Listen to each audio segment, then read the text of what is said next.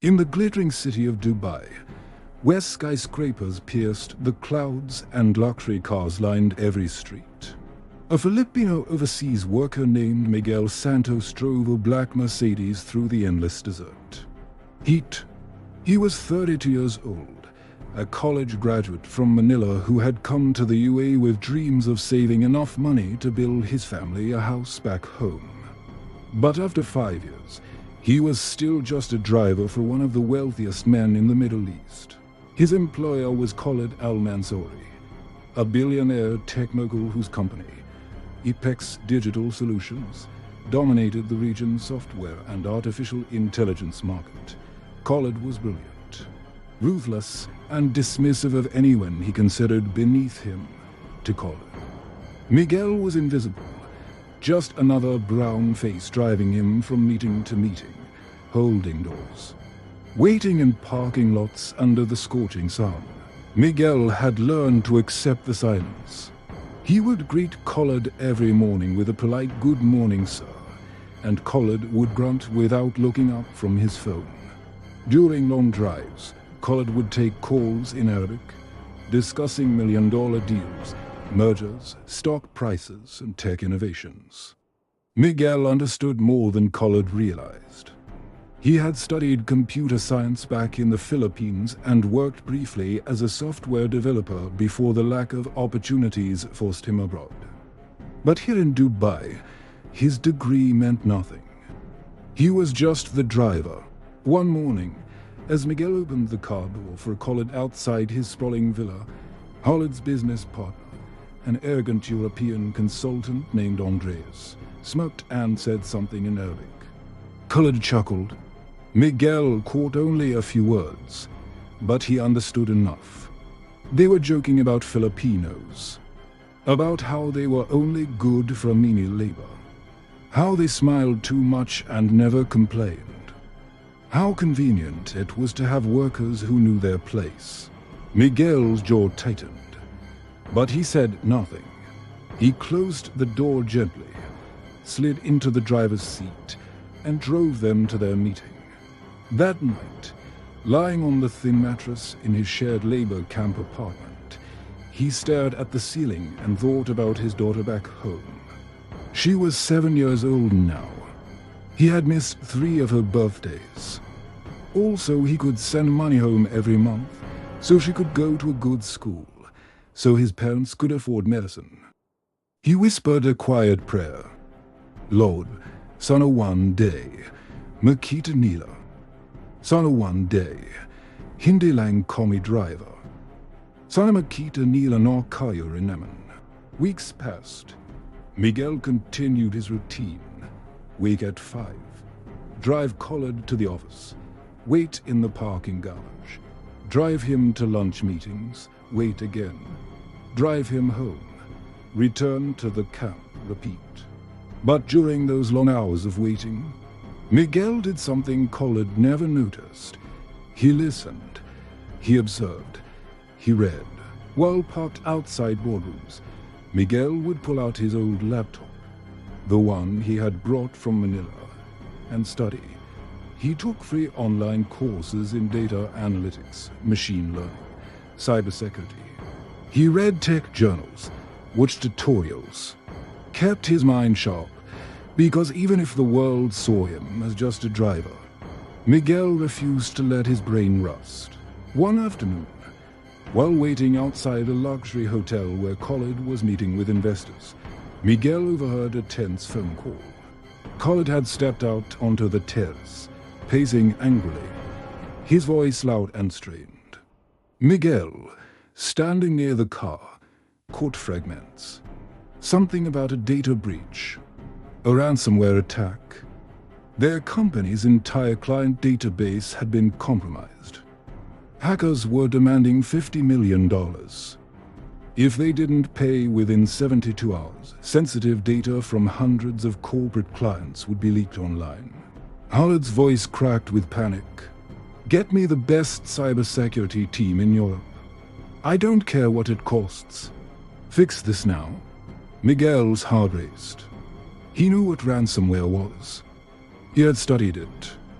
He understood how these attacks worked, how encryption keys were deployed, how hackers exploited vulnerabilities.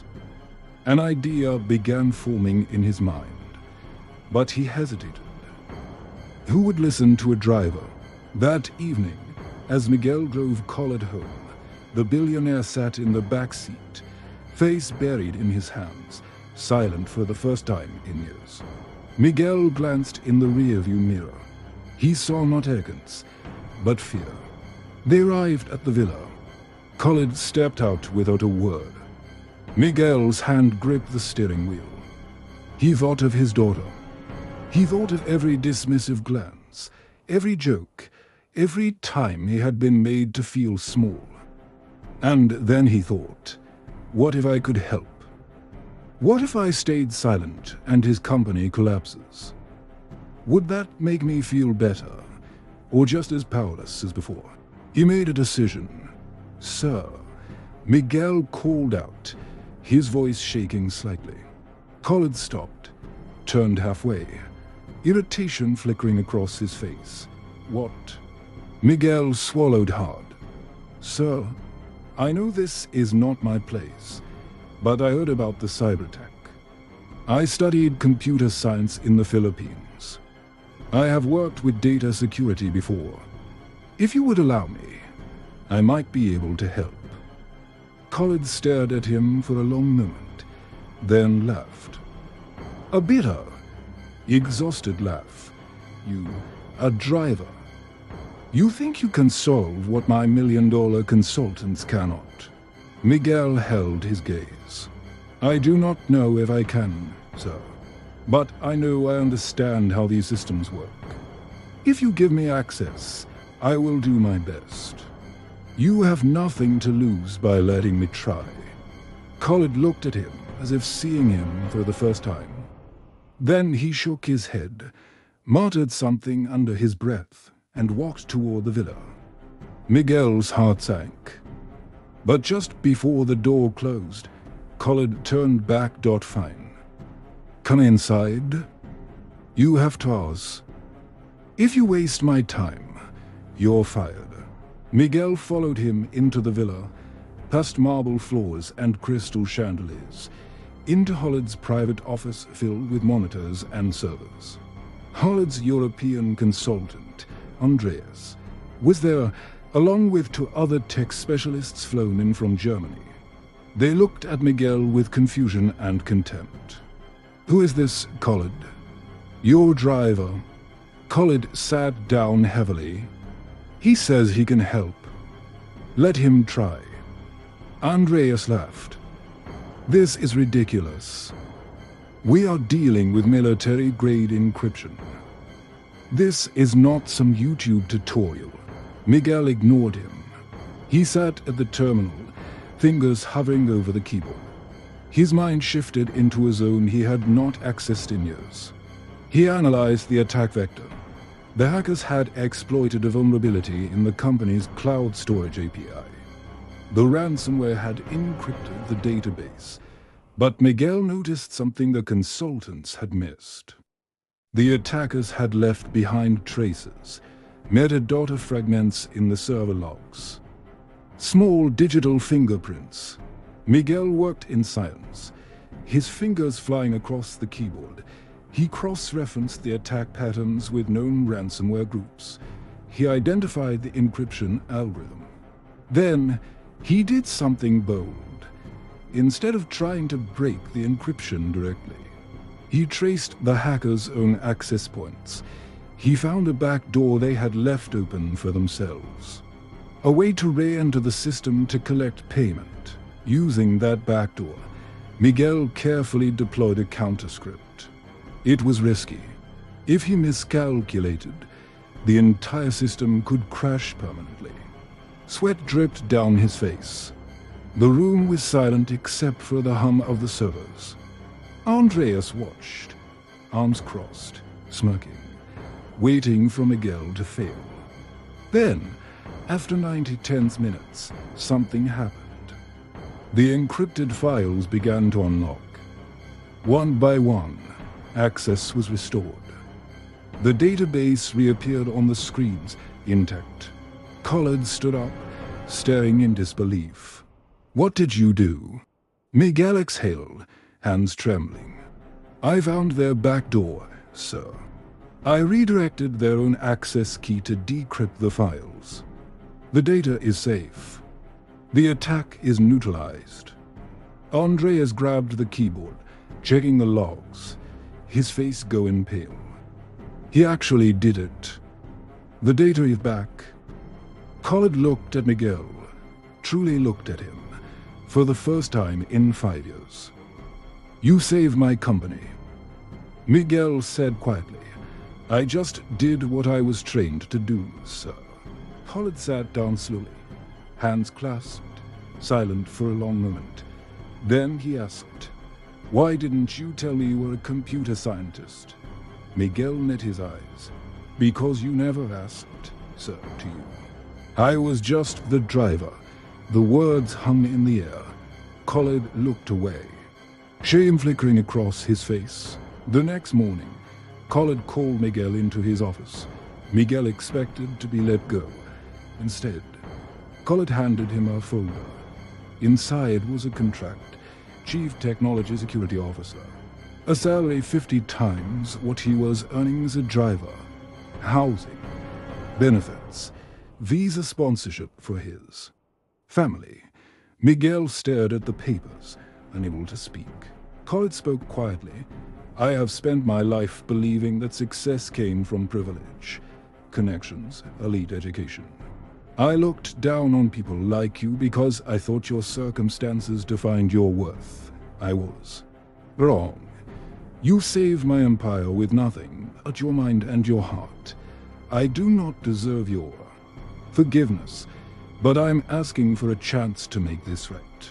Miguel's eyes filled with tears. He thought of his daughter, of his parents, of every overseas Filipino worker mocked, overlooked, underestimated. He thought of how close he had come to staying silent. He looked up at Collard. "I accept, sir, but I want one condition." Collard nodded. "Anything? Hire more Filipinos. Not as drivers or maids.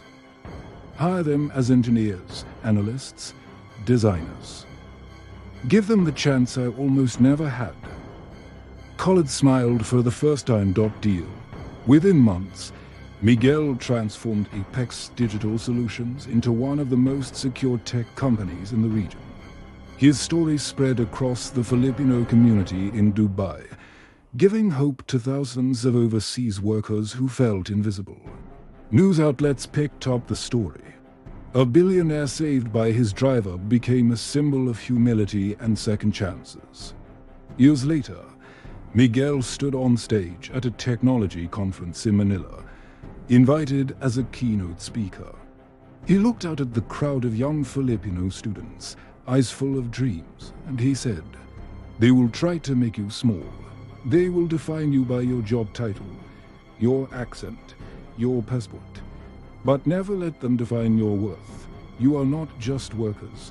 You are engineers, scientists, artists, dreamers, and one day, when they least expect it, you will be the ones saving their world." The crowd erupted in applause. So the next time someone treats you as invisible because of where you come from or what you do, remember Miguel Santos. Remember that empires are not saved by gold or power. They are saved by the brilliance of those brave enough to speak up, even when the world has spent years teaching them to stay silent.